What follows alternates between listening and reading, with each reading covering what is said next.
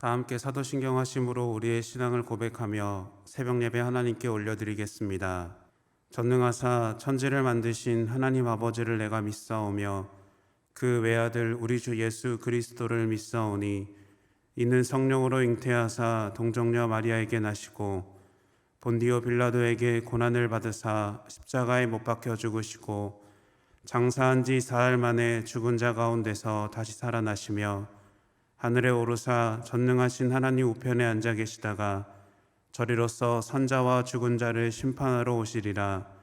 성령을 믿사오며 거룩한 공회와 성도가 서로 교통하는 것과 죄를 사하여 주시는 것과 몸이 다시 사는 것과 영원히 사는 것을 믿사옵나이다. 아멘.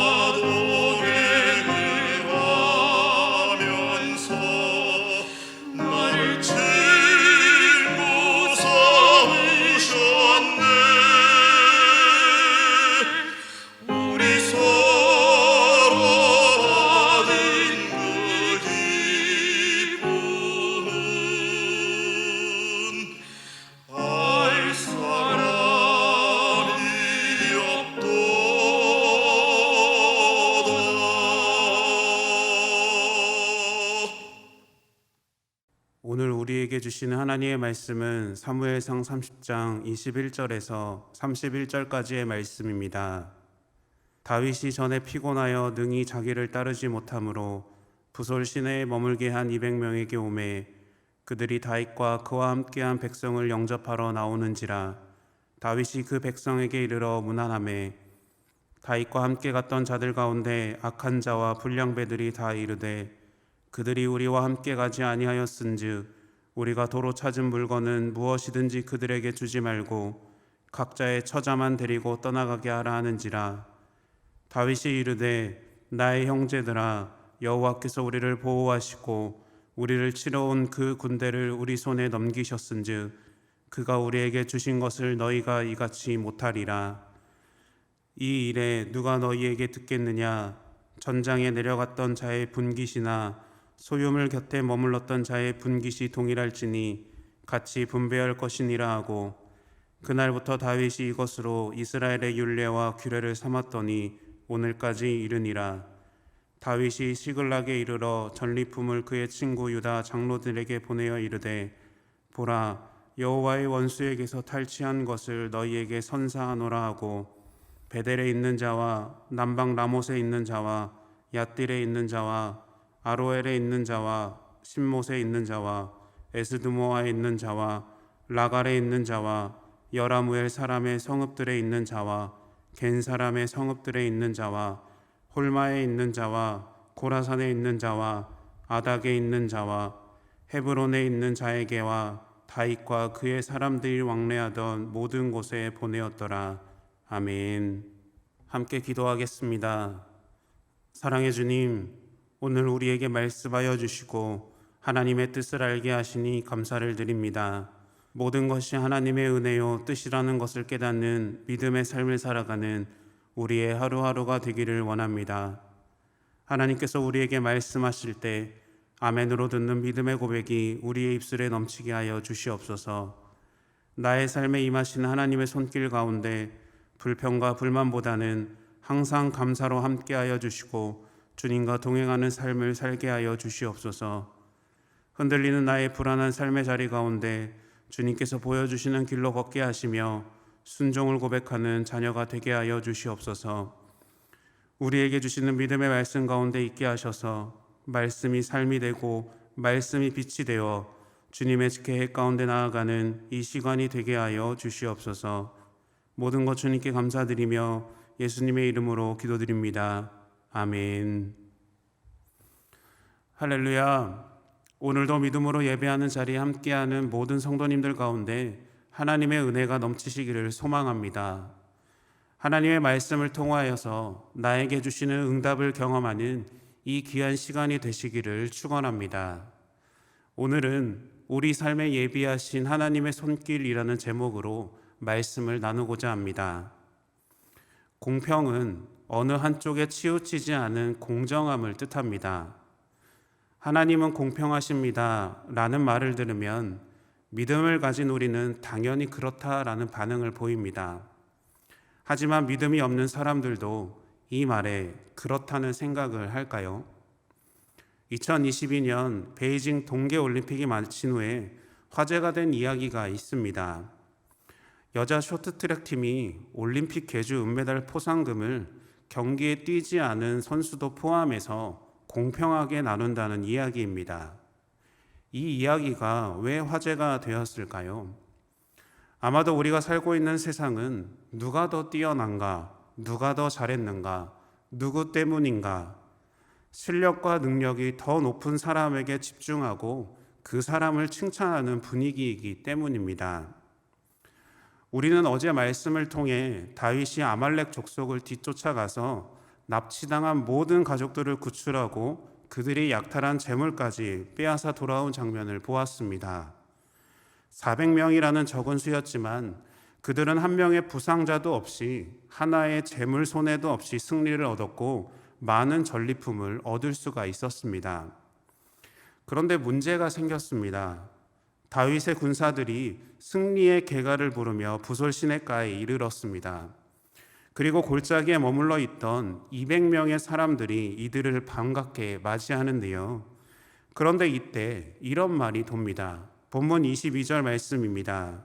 다윗과 함께 갔던 자들 가운데 악한 자와 불량배들이 다 이르되 그들이 우리와 함께 가지 아니하였은즉 우리가 도로 찾은 물건은 무엇이든지 그들에게 주지 말고 각자의 처자만 데리고 떠나가게 하라 하는지라 라고 말합니다. 악한 자와 불량배들이 남아있던 200명에게는 전리품을 주지 말고 각자의 처자만 주면 어떠냐는 겁니다. 함께 전장을 누빈 가족이고 동료인데 편을 가르는 행동을 제한하는 겁니다. 그런데 그 주체가 누구인가요? 악한 자와 불량배들입니다. 다윗 주변의 사람들은 환난당한 자, 빚진 자, 마음이 원통한 자들입니다. 그런데 이들이 성경에 기록된 후 한 번도 자신들을 드러낸 적 없는데 이 약한 자와 불량배들이 오늘 말씀에서 갑자기 등장하고 있는 겁니다. 다윗의 공동체에는 선한 자들도 있었지만 악한 자도 함께 섞여 있었습니다. 그들은 늘 가난했고 부족했고 목숨을 지키기에 바빠서 부를 누릴 여유가 없었습니다. 그런데 갑자기 많은 전리품을 보니까 욕심이 그들을 삼켰고 억눌렸던 본색이 드러난 겁니다. 그런데 이들과 같은 사람들이 오늘 말씀에서만 기록된 것은 아닙니다. 출애굽기 12장 38절 말씀입니다. 수많은 잡족과 양과 소와 심이 많은 가축이 그들과 함께 하였으며 라고 말합니다. 하나님은 출애굽할 때 이스라엘 백성들 뿐만 아니라 다양한 잡족도 출애굽을 허용하셨습니다. 그들이 처음에는 괜찮았지만 40년 광야 생활에서 이들은 불평하는 무리로 나타납니다. 이들로 인해서 이스라엘 공동체는 원망과 불만이 섞인 공동체가 되는데요. 오늘 말씀에서 우두머리인 다윗은 이 모든 사람들을 다스려야 했습니다. 착하고 선한 사람도 있지만 사울이나 나발 같은 나쁘고 악한 사람도 다스리는 지혜가 필요했습니다. 그래서 하나님은 악한 자와 불량배들을 통해 다윗을 경험하게 하셨고 훈련시키고 계신 것입니다. 왜냐하면 하나님은 우리보다 앞서서 모든 것을 준비하시고 예비하고 계신 분이기 때문입니다. 우리가 신앙으로 성장하기 위해 우리는 다양한 훈련이 필요합니다. 좋은 경험도 필요하지만 힘들고 어려운 경험도 필요합니다. 그래야 어떤 상황 속에서도 지혜롭게 대처할 수 있는 힘이 길러지기 때문인데요. 우리 앞에 놓인 다양한 훈련의 과정을 통해 믿음으로 성장하는 우리의 삶이 되기를 소망합니다. 그리고 그 모든 것이 하나님의 예비하심과 계획임을 깨닫고 순종으로 나아가는 믿음의 자녀가 되시기를 축원합니다. 다윗의 생각은 분명했습니다. 전쟁의 승리는 하나님께서 허락하신 것이고 얻은 전리품 또한 하나님께서 주신 것이고 따라서 전쟁에 참여한 모든 자들에게 전리품이 돌아가는 것이 당연하다고 여겼습니다. 그래서 본문 23절과 같이 말합니다. 다윗이 이르되 나의 형제들아 여호와께서 우리를 보호하시고 우리를 치러 온 그 군대를 우리 손에 넘기셨은즉 그가 우리에게 주신 것을 너희가 이같이 못하리라. 아멘. 다윗은 전쟁의 승리도 전리품을 얻게 하신 분도 하나님이시기에 그것에 대해 우리가 선택할 권리가 없다라고 말합니다. 다윗이 이렇게 약자의 편에 설 수 있었던 것은 다윗이 약자였기 때문입니다. 언제 죽을지 모르는 불안감과 두려움 속에 살았기 때문에 그는 늘 약자였습니다.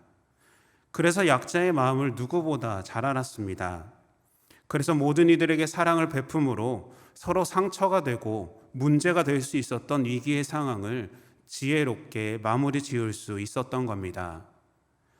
그리고 다윗은 자신을 도왔던 손길을 잊지 않는 신뢰 또한 보여줍니다. 본문 26절은 이렇게 말합니다. 다윗이 시글락에 이르러 전리품을 그의 친구 유다 장로들에게 보내어 이르되 보라 여호와의 원수에게서 탈취한 것을 너희에게 선사하노라 하고 아멘.